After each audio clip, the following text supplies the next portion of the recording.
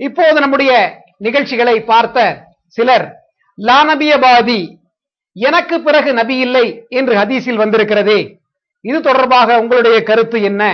நீங்கள் திருக்குர்ஆனுக்கு முரணான எந்த பொருளையும் தரவில்லை என்று கூறுகிறீர்கள். ஆனால் ஹதீஸில் லா நபியபாதி, எனக்கு பிறகு நபி இல்லை என்று வந்திருக்கிறதே, இதற்கு எனக்கு பிறகு நபி இல்லை என்று நாம் பொருள் கொள்வதாக இருந்தால் இது திருக்குர்ஆனுக்கு முரண்பாடாக இருக்குமே என்ற கருத்தையும் கேட்டிருக்கிறார். எனவே லா நபியபாதி தொடர்பாக நாம் மக்களுக்கு விளக்க கடமைப்பட்டவர்களாக இருக்கிறோம். இதுவும் விடை வந்திருக்கிறதே, கேள்வி கேட்டிருக்கிறார்கள். இந்த கேள்வி நியாயமான கேள்விதான்.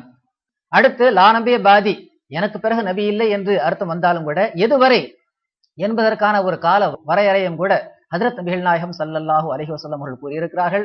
இப்போதைக்கு நான் சொல்ல வருகின்ற கருத்து லா நபியபாதி, எனக்கு பிறகு நபி இல்லை என்று இவர்கள் கொடுக்கின்றார்களே, இந்த சொற்றொடர் ஹஜ்ரத் நபிகள் நாயகம் ஸல்லல்லாஹு அலைஹி வஸல்லம் அவர்களும் பயன்படுத்தி இருக்கிறார்கள். அவர்கள் எந்த அர்த்தத்தில் பயன்படுத்தி இருக்கிறார்கள் என்பதையும் நாம் சீர்தூக்கி பார்க்க கடமைப்பட்டிருக்கின்றோம். ஹஜ்ரத் ரசூலுல்லாஹ் ஸல்லல்லாஹு அலைஹி வஸல்லம் அவர்கள் கூறியதாக நாம் ஹதீஸில் பார்க்கிறோம். புகாரியில் வருகிறது, இதா ஹலக கிஸ்ரா ஃபலா கிஸ்ரா பாதஹு, இதா ஹலக கைஸரு ஃபலா கைஸர பாதஹு என்று ரசூல் ஸல்லல்லாஹு அலைஹி வஸல்லம் அவர்கள் கூறினார்கள். இதன் பொருள், ஈரான் நாட்டு மன்னர் கிஸ்ரா இருக்கின்றாரே, இந்த கிஸ்ரா இறந்து விட்டால் அவருக்கு பிறகு எந்த கிஸ்ராவும் இல்லை. அதே போன்று ரோம் நாட்டு மன்னர் இருக்கின்றாரே கேசர், இந்த கேசர் இறந்து விட்டார், அதற்கு பிறகு எந்த கேசரும் இல்லை. நான் சொன்னது மாதிரி ஏற்கனவே லா நபியபாதி, எனக்கு பிறகு எந்த நபியும் இல்லை என்று சொல்கின்ற அதே ஸ்டைல்ல தான் இந்த வாக்கிய அமைப்பும் இருக்கிறது. லா கிஸ்ரா பாதஹு லா கேசர பாதஹு, அவருக்கு பிறகு எந்த கிஸ்ராவும் இல்லை, அவருக்கு பிறகு எந்த கேசரும் இல்லை என்று. இந்த இடத்துல லா நபியபாதி என்பதற்கு எந்த விதமான நபியும் இல்லை என்று அர்த்தம் கொடுப்போம் என்றால், இந்த ஹதீஸுக்கும் புகாரில் வந்திருக்கின்ற இந்த ஹதீஸ், இதற்கும் நாம் என்ன அர்த்தம் கொடுக்க வேண்டியதும், ரசூலுல்லாஹ் ஸல்லல்லாஹு அலைஹி வஸல்லம் காலத்தில் வாழ்ந்த அந்த கேசர், ரோம் நாட்டு மன்னர் இருக்கின்றாரே, அவர் இறந்த பிறகு இனி எந்த கேசரும் இல்லை என்று பொருள் கொடுக்க வேண்டியது வரும். ஆனால் வரலாற்றை பார்க்கின்ற போது ஹஜ்ரத் ரசூலுல்லாஹ் ஸல்லல்லாஹு அலைஹி வஸல்லம் காலத்தில் வாழ்ந்த அந்த கேசருக்கு பிறகும் பல கேசர்கள் தோன்றி இருக்கிறார்கள்.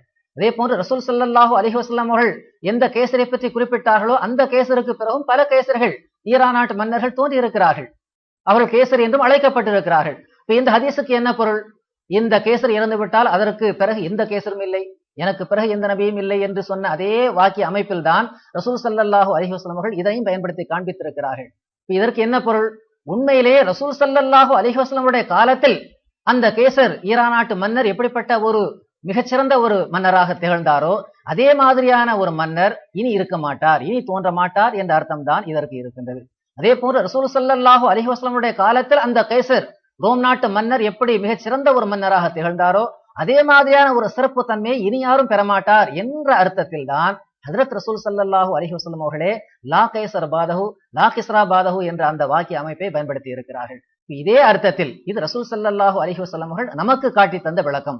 இதே விளக்கத்தின் அடிப்படையில் லா நபியபாதி என்பதற்கும் நாம் விளக்கம் பார்த்தோம் என்றால், எனக்கு பிறகு என்னை போன்ற ஒரு நபி இல்லை, என்னை போன்ற ஒரு சிறப்பிற்குரிய ஒரு நபி இல்லை, அந்த அளவுக்கு அதே அந்தஸ்தில் உள்ள ஒரு நபி இல்லை என்ற அர்த்தம் தான் நாம் கொடுக்க வேண்டி வரும்.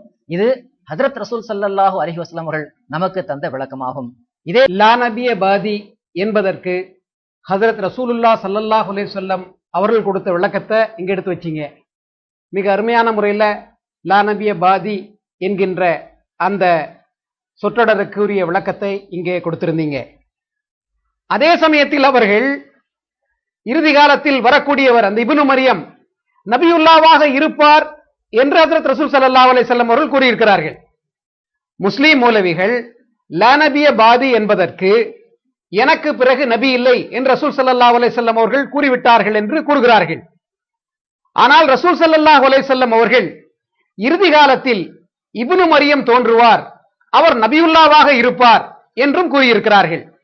எனவே வெளிப்படையாக பார்க்கும்போது லா நபியபாதி என்பதற்கு ஹஜ்ரத் ரசூல் ஸல்லல்லாஹு அலைஹி வஸல்லம் அவர்களை போன்று அந்தஸ்தை பெற்ற ஒருவர் இனி நபியாக வர முடியாது, அவர்களை போன்ற ஒருவர் நபியாக வர முடியாது என்று பொருள் கொள்வோமேயானால் அதில் எந்த முரண்பாடும் இல்லை என்பதை நாம் மிக தெளிவாக தெரிந்து கொள்ள